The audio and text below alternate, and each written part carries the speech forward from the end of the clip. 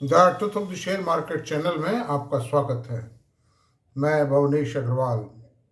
नमस्कार दोस्तों। शेयर बाजार में उथल पुथल भयंकर जारी है। अब ये किस दिशा में जाएगा ये तो कहना निश्चित है, लेकिन तीसरे क्वार्टर के चालू वित्तीय वर्ष जो है उसके तीसरे क्वार्टर के परिणाम जो है उनकी घोषणा की घड़ी, उनके डिक्लेयर होने की घड़ी नज़दीक आ रही है। तीसरे क्वार्टर की समाप्ति में केवल 8 दिन बचे हैं। ऐसी सूरत में और आईटी कंपनियों ने तो अपनी तारीख डिक्लेयर कर दी है कि फला तारीख को रिजल्ट देंगे, उसके साथ डिविडेंड देंगे या नहीं देंगे, जो भी है उन्होंने अलग अलग नोटिस में अलग अलग बात है। असेंचर के परिणाम आ चुके हैं, नवंबर एंडिंग क्वार्टर के परिणाम आ चुके हैं, जिनके बारे में मैंने पिछले वीडियो में चर्चा कर चुका हूं। परिणाम आशा से ज़्यादा थे, कंपनी की गाइडेंस से ज़्यादा थे। अभी भी कंपनी ने गाइडेंस कम दी है, लेकिन परिणाम ज़्यादा आएंगे। परिणाम result will be on the higher side. ऐसी सूरत में जो नैस्डैक में उतार चढ़ाव हुआ है वो अप्रत्याशित था, लेकिन ऑपरेटर्स की कलाबाजी है। ऑपरेटर बहुत ताकतवर हैं, इनकी ताकत का कोई अंदाज नहीं लगाया जा सकता। ये कब क्या कर जाए कोई पता नहीं है। और मैं इसीलिए बार बार आपसे ये कहता हूँ कि कोई आदमी ट्रेडिंग में ये कहता है कि मैं 2 लाख रुपए रोज़ कमाता हूँ, मैं 10 लाख रुपया रोज़ कमाता हूँ, मैंने 55 करोड़ रुपया कमा लिया। वो कमा लिया होगा, कोई किस्मत साथ दे जाए, कोई बाई चांस हो जाए, लेकिन वो जाएंगे भी कभी ना कभी। मतलब उसके अंदर वो पैसा उसका परमानेंटली ऐसा नहीं उसका हो गया है, लेकिन आप इन्वेस्ट करके जो कमाएंगे, जो मोटा पैसा कमाएंगे, वो तो इन्वेस्ट करके ही कमाएंगे। और जो सेक्टर्स के परिणाम हैं, जैसे ऑटोमोबाइल कंपनियों के परिणाम खराब आएंगे, सीमेंट कंपनियों के परिणाम अच्छे नहीं आएंगे। ज़्यादा खराब तो नहीं आएंगे पिछले क्वार्टर की तुलना में, लेकिन बहुत पिछले साल की तुलना में खराब आएंगे। इस तरह स्टील कंपनियों के परिणाम भी कोई अच्छे अपेक्षित नहीं है, यद्यपि 7% का प्रोडक्शन बढ़ा है इस क्वार्टर में। इसे नवंबर मंथ की जो फिगर आए थे उसमें बैंकों के रिजल्ट ठीक ठीक आएंगे, हल्की फुल्की ग्रोथ दिखाई देगी। आईटी सेक्टर का जहाँ तक सवाल है, आईटी सेक्टर में आप ये मानिए बढ़त शुरू हो गई है। बढ़त शुरू हो गई है और शुरुआत में 5% की बढ़त आएगी, फिर 8 की आएगी, फिर 12 की आएगी, फिर 20 की आएगी। क्वार्टर ऑन क्वार्टर ये अपग्रेडेशन होता चला जाएगा। जैसी खबरें आ रही हैं कि कंपनियों में रिक्रूटमेंट बढ़ रहा है, कंपनियां रिक्रूटमेंट बढ़ा रही हैं, फ्रेशर्स को भी ले रही हैं, एक्सपीरियंस लोगों को ले रही हैं, फ्रेशर्स को ले रही हैं, क्वांटम बढ़ रहा है रिक्रूटमेंट का। ऐसी सूरत में बट नेचुरल है कि उन कंपनियों को आदमियों की ज़रूरत है, काम की मात्रा बढ़ रही है और बढ़ने की संभावना है, उसी हालत में तो ले रही है मतलब। और असेंचर के परिणामों से ये साफ होता है कि वर्क ऑर्डर्स की पोजीशन हेल्दी है मतलब। तो ऐसी सूरत में इन कंपनियों में मैं बार बार आपसे यही निवेदन कर रहा हूं कि कहीं घबरा करके बेच ना डालें आप लोग। मतलब होता क्या है कि घबराहट आदमी से कुछ भी करवा डालती है। ये ऐसी कंपनियां हैं, मैं इसीलिए फेवर करता हूं कि एक आम निवेशक के लिए, जिसके पास कोई इनसाइडर इंफॉर्मेशन की सोर्स नहीं है, जिसके पास में कोई बहुत बड़ी एक्सपर्टी नहीं है, उसको ऐसी कंपनियों में इन्वेस्टमेंट करना चाहिए जिन कंपनियों की वर्किंग में कोई वाइड फ्लक्चुएशंस नहीं आते हैं, जिन पर कोई रेगुलेटरी कंट्रोल नहीं है, जिनके ऊपर सरकार का पॉलिसी चेंजेस का कोई खतरा नहीं है, जिन पर कोई पॉल्यूशन कंट्रोल की रेस्ट्रिक्शंस नहीं हैं। उन कंपनियों पर में इन्वेस्टमेंट ज़्यादा होना चाहिए। ये ग्रेजुअली धीरे धीरे बढ़ता रहेगा, बढ़ता आया आज तक। वो ठीक है, 2 ढाई साल बीच में खराब निकले हैं अमेरिका में इंटरेस्ट रेट्स में बढ़त के कारण, लेकिन निकल गया समय। Now the worst is over and now everything will be better. Every day there will be a good shining in the sun of IT sector. तो मैं अभी सिर्फ इसलिए आज इतनी सी चर्चा करेंगे इसमें कि 3 शेयर हैं जिनमें मैंने कुछ समय पहले वीडियो भी बनाए हैं, बड़ा डिटेल डिस्कशन किया है, उनका आज भी डिस्कशन करेंगे। और उन तीनों ही शेयरों में मुझे बहुत ही शानदार भविष्य नजर आता है। Beautiful future is apparent in all these 3 companies because these are product companies. पहले ये कंपनियां कम चलती थी, अब ये कंपनियां ज़्यादा चलने लगी हैं। अब उन कंपनियों का नाम मैं आपसे बता देता हूँ। एक कंपनी का नाम है Cyient, CYIENT, Cyient. Cyient is a software company, software product and services दोनों कंपनी है, और इनके प्रोडक्ट जो है इंजीनियरिंग प्रोडक्ट हैं, खासतौर से बहुत हाई टेक्नोलॉजी बेस्ड प्रोडक्ट हैं। They are not making only BFSI product but they are making several type of engineering product.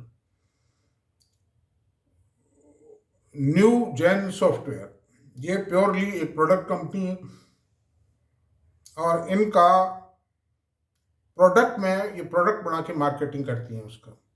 America में भी है और यूरोप में भी है और इंडिया में भी है। इनके कम से कम 21 ऑफिसेज हैं वर्ल्ड वाइड, और ये बॉम्बे की कंपनी है। ये भी साइंट साउथ इंडियंस की कंपनी है, हैदराबाद बेस्ड कंपनी है। और इक्लर्क्स सर्विसेज, न्यू जेन की बात की मैंने, NEW न्यू जेन, जो मैंने ये बताया कि ये प्रोडक्ट कंपनी है और ये प्रोडक्ट बना के बेचती है बाजार में, आर्टिफिशियल इंटेलिजेंस बेस्ड प्रोडक्ट बना के बेचती है। उसी तरह साइंट ने भी आर्टिफिशियल इंटेलिजेंस को अडॉप्ट कर लिया है। और थर्ड कंपनी की हम बात करते हैं इक्लर्क सर्विसेज। इक्लर्क सर्विसेज की अगर हम बात करते हैं तो ये मिक्स्ड कंपनी है, प्रोडक्ट एंड सर्विसेज दोनों काम करती है। और ये भी USA में भी काम करती है, यूरोप में काम करती है, इंडिया में भी काम करती है। और इनकी भी ग्रोथ ज़बरदस्त रही है। ये तीनों जो कंपनी बता रहा हूँ, सायंट, न्यूजेन सॉफ्टवेयर और इक्लर्क सर्विसेज, इन तीनों कंपनियों ने पिछले 4-5 सालों में ज़बरदस्त मल्टीफॉल रिटर्न दिए हैं। और न्यूजेन ने तो कम से कम 50 गुना कर दिया है पैसे। और आज भी इन तीनों के अंदर सबसे ज़्यादा अगर कोई पोटेंशियल है तो न्यूजेन में है। हालांकि इसका आज का P रेशो 80 है। अब हम थोड़ा सा इनके डाटा पर विचार करते हैं। इनके डाटा जो हैं वो ये बोल रहे हैं, देखिए प्राइस फ्लक्चुएशंस की बात करते हैं। पहले तो इन तीनों है, पहले हम सायंट की बात करेंगे कि सायंट के अंदर पिछले 90 डेज में 3 मंथ्स में अप्स एंड डाउन्स क्या है। 23/9/24 यानी 23 सितंबर 2024 को सायंट का रेट था 2049 रुपये। फिर ये रेट हुआ 22/10/24 को 1704 रुपये, यानी परिणाम आने से पहले ये रेट गिर गया। इसका रिजल्ट कुछ ढीले आने थे, मतलब गिरा देते हैं ऑपरेटर। जिनके अच्छे आने होते हैं उनके बाद में गिरा देते हैं, या पहले गिरा देते हैं फिर बाद में चढ़ा देते हैं। तो ये ऑपरेटर्स एक्टिविटीज हैं, उनसे आप मतलब दूर रहिए। 22 अक्टूबर को 1704 रुपये आ गया 2049 से गिर के, और 10 दिसंबर को फिर वापस 2086 रुपये हो गया शेयर। और इंट्राडे में 2100 से भी ऊपर गया था, 2108 रुपये हुआ था ये शेयर 10 दिसंबर को। और अभी 20 दिसंबर को इसका रेट 1924 रुपये है। तो रेट कम नहीं है ये, आज भी कोई ज़्यादा गिरावट नहीं आई है। और आप ये मान लीजिए एक सर्टन रेंज में घूम रहे हैं, आप ये मान लीजिए ज़्यादा से ज़्यादा। लेकिन जो जनरल सेक्टर्स हैं, जैसे मेटल है, पावर है, टेक्सटाइल है, इंफ्रा है, ये जो ओल्ड इकोनॉमी की सेक्टर, ऑटोमोबाइल है, क्या हाल होने जा रहा है। टाटा पावर का शेयर 1200 से गिर के 700 रुपये आ गया। अब मार्केट के लोग प्रिडिक्ट कर रहे हैं 600 रुपये आ जाएंगे। तो अंडर दीज सर्कमस्टेंसेज ये शेयर गिर नहीं पा रहे हैं। इसका मतलब लोग इन शेयरों को छोड़ने को तैयार नहीं है, और ऑपरेटर भी कोई ज़्यादा डाउनफॉल में ले जाने को तैयार नहीं है, अदरवाइज उनकी चटनी हो जाएगी।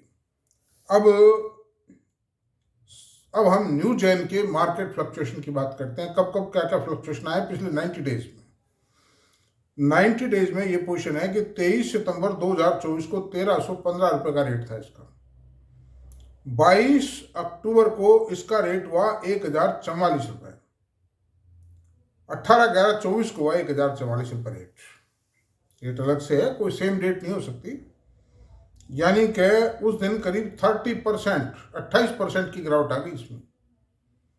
28 नहीं 25 मानिए आप, 25% की करीब गिरावट आ गई इसमें। और ये घबराहट मेरे से भी, मैंने भी एक वीडियो बनाया था, लोगों ने खरीदा भी था मेरे कहने से। मैं रिकमेंड नहीं करता हूँ, लेकिन मतलब मेरा जो एनालिसिस था उसको देख के खरीद लिया उन लोगों ने। I never recommended any share, खरीद लिया।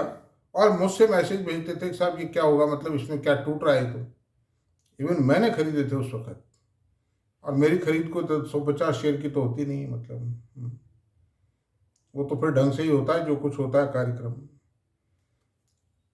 मुझे सबसे ज़्यादा पसंद है शेयर, हालांकि इसका पी रेशो ज़्यादा 80 आज में, लेकिन जो आने वाली ग्रोथ है उसमें एडजस्ट होकर ये ग्रोथ तो 50-55% का ही पी रेशो रह जाता है। जो कंपनी 50-60% से ग्रो कर रही है उसका पी रेशो अगर 50-60 है तो कुछ ज़्यादा नहीं है, 80 है तो भी ज़्यादा नहीं है। मतलब ये लगातार ग्रोथ कर रही है पिछले 5-7 सालों से, धुआंधार ग्रोथ है, और ये ग्रोथ बैठने वाली नहीं है इसकी। It's a capability of the management. और साइंट की तो मैं आपसे ये प्रदर्शूँ कि ये सेमीकंडक्टर चिप्स में भी जा रही है। इन्होंने कॉन्ट्रैक्ट एग्रीमेंट कर लिया है यूएस की कंपनी से, और ये फैबलेस प्लांट लगा रहे हैं। फैबलेस प्लांट का मतलब डिज़ाइन ये करेंगे और फैब्रिकेशन, फैबलेस यानी फैब्रिकेशन लेस, फैब्रिकेशन कहीं और से करवाएंगे। ताइवान वगैरह में बनती है, ताइवान से करवा लेंगे, तो उसमें भी दिन को ह्यूज प्रॉफिट्स होंगे। अच्छा, अब चलते हैं आपको हम तो न्यूज एन में। अच्छा, फिर न्यूज एन में 20/12/24 को वापस ये 1600 रुपये से ऊपर गया। अभी आज भी 1574 रुपये है ये क्लोजिंग इसकी, फ्राइडे की क्लोजिंग। Friday closing is 1574। मैं न्यूज एन की बात कर रहा हूं।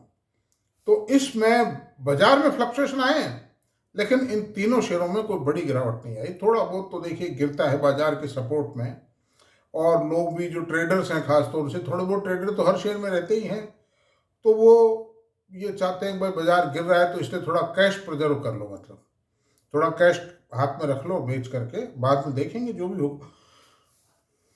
अच्छा, अब ई Clark services, ECLARX Clerx services, इसके अंदर प्राइस फ्लक्चुएशन की बात करते हैं तो ये 23/9/24 यानी 3 महीने पहले इसका रेट था 2719 रुपये। 22/10/24 को, 28/10/24 को, यानी 28 अक्टूबर 2024 को इसका रेट है 2721 रुपये रहा। मतलब गिरावट कुछ भी नहीं आई इसमें। प्री रिजल्ट पोस्ट रिजल्ट कोई गिरावट नहीं आई। और उसके बाद माय डियर 6/12/2024 को 3875 रुपये का रेट हुआ इसका। आप देखिए रिजल्ट आने के बाद में there was a 30% jump in the price of this E Clark services, और अभी भी ये 3668 रुपये है, जबकि मार्केट तो बहुत गिर गया 3-4 दिन में, धड़ाधड़ गिरा है बाजार तो, लेकिन इन शेयरों में गिरावट नहीं आई, और पूरे आईटी पैक में ही गिरावट नहीं आई। इसीलिए मैं कहता हूं कि आईटी पैक के शेयर को रखिए, चाहे कोई कुछ भी कहे। ये इन शेयरों में, इन शेयरों का जो भी होल्डर है वो कभी लूजर नहीं रहता है। These are the diamond shares, diamond shares. तो ये तो प्राइस फ्लक्चुएशन की बात हो गई। अब इनके थोड़े से रेशियोज की बात कर लेते हैं, 3-4 पॉइंट्स पर बात करेंगे। मेन जो पॉइंट है, देखिए न्यूज, ये जो साइंट की जो ईपीएस है वो 16 रुपये 14 पैसे एक क्वार्टर की, जो लेटेस्ट क्वार्टर है सितंबर एंडिंग क्वार्टर, उसकी ईपीएस 16 रुपये 14 पैसे है। Growth year on year growth है 1.63% ग्रोथ है, साइंट की बात कर रहा हूं मैं, और क्वार्टर ऑन ग्रोथ है 26.35%। क्या था कि ये जो सितंबर क्वार्टर रहता है इसमें डाउनफॉल रहता ही है। मतलब ये सितंबर नहीं, जून क्वार्टर में डाउन था, सितंबर क्वार्टर में रिजल्ट अच्छे आए और 26.35% क्वार्टर ऑन क्वार्टर ग्रोथ आई। अब प्राइस अर्निंग रेशियो क्या है इसका? 30.8। एक वो कंपनी जो सेमीकंडक्टर चिप्स में जा रही है, एक वो कंपनी जो कंसिस्टेंटली ग्रोथ दे रही है, पिछले 5 साल में मैनीफोल्ड रिटर्न दिया है इसने, कम से कम 7-8 गुना कर दिया इस शेयर को। वो एग्जैक्ट डेटा मैंने नोट नहीं किए हैं। और मार्जिन 16% है इसका, 18% था, थोड़ा सा मार्जिन में गिरावट आई है। उसका कारण क्या है कि इन्होंने कुछ सेल्स प्रमोशन का काम शुरू किया है, उस चक्कर में टीए डीए मीटिंग कॉन्फ्रेंस वो सब में आ जाता है। कई बार थोड़े से टेंडर कंपटीशन में नीचे रेट पे भी देने पड़ते हैं, तो वो कोई खास बात नहीं। Company is on the path of fast growth. तो ये अब आप बात करते हैं न्यूजेन सॉफ्टवेयर की। अर्निंग पर शेयर इस क्वार्टर में, एक क्वार्टर में आई है ₹4.70। ग्रोथ ईयर ऑन ईयर 50% आई है और quarter on quarter 57.14% growth I. Wonderful growth है इसमें। और प्राइस अर्निंग रेशियो 80 है, 80.4 है और मार्जिन 23% है। इन तीनों कंपनियों में मतलब इसके मार्जिन अच्छे हैं, मतलब 18, और ग्रोथ भी सबसे हाईएस्ट है। तो दिस इज द पोजीशन और मेरा सबसे लवली शेयर है एक्चुअली। तीनों खरीदे हैं मैंने, मेरे पास हैं तीनों शेयर। आप ये मत सोचिए कि मैं कोई वकालत इसलिए कर रहा हूँ, मुझे कोई बेचने हैं तो 250 रुपये बढ़ जाए मेरे कहने शेयर में बेच दूँ, ऐसा कुछ नहीं। कोई बेचने वाला नहीं हूँ मैं, मतलब मैं लॉन्ग टर्म प्लेयर हूँ। मतलब न्यूजेन की बात होगी। अब अपन बात करते हैं ई क्लार्क सर्विसेज की। इसके जो फिगर्स हैं, फाइनेंशियल्स हैं, उसके अर्निंग पर शेयर जो लेटेस्ट क्वार्टर की आई है ₹28.61 आई। और भाई 3800 रुपये का शेयर है आज की तारीख में, तो 28 यानी 112 रुपये की ईपीएस, 12-14 रुपये की ईपीएस तो आनी चाहिए साल भर में, तो भी बहुत सस्ता है। Year on year growth 3.29%, quarter on growth 27.02% और 27% ग्रोथ आई है quarter on quarter. Price earning ratio 34 है, बिल्कुल reasonable price earning ratio, P ratio है, और मार्जिन 26% है। तो ये तीनों कंपनी एक ही कैटेगरी की हैं करीब करीब, और इन तीनों का वीडियो मैंने इसलिए बनाया कि इसमें बढ़त बहुत अच्छी दिखाई दे रही है मेरे को। मैं जब भी इन्वेस्टमेंट करता हूँ लॉन्ग टर्म के लिए, जब मुझे बढ़त अच्छी दिखाई देती है। ये डिस्क्लोजर्स लोग नहीं देते हैं, लेकिन मैं डिस्क्लोजर देता हूँ। मुझे कोई बेईमानी नहीं करनी, मुझे कोई बेचना नहीं इन शेयरों को कि मेरे कहने से मैं इसका प्रचार प्रसार कर दूँ, ऐसा कुछ भी नहीं है। मैं इन्वेस्टमेंट अच्छे ढंग से करता रहता हूँ प्रॉपरली, और वो बढ़ते रहते हैं, कोई खास बात नहीं। Study based, fundamental based investment है मेरे मतलब। तो दोस्तों ये बात हो गई करीब करीब का डिटेल मैंने एक्सप्लेनेशन कर दिया है। और जिन भी महानुभावों ने मेरे एनालिसिस को देखकर अपने फाइनेंस एडवाइजर से राय लेके जो भी है अगर खरीदे हैं, तो कोई ऊंचा नीचा भी अगर होता है तो कोई घबराने की बात नहीं है।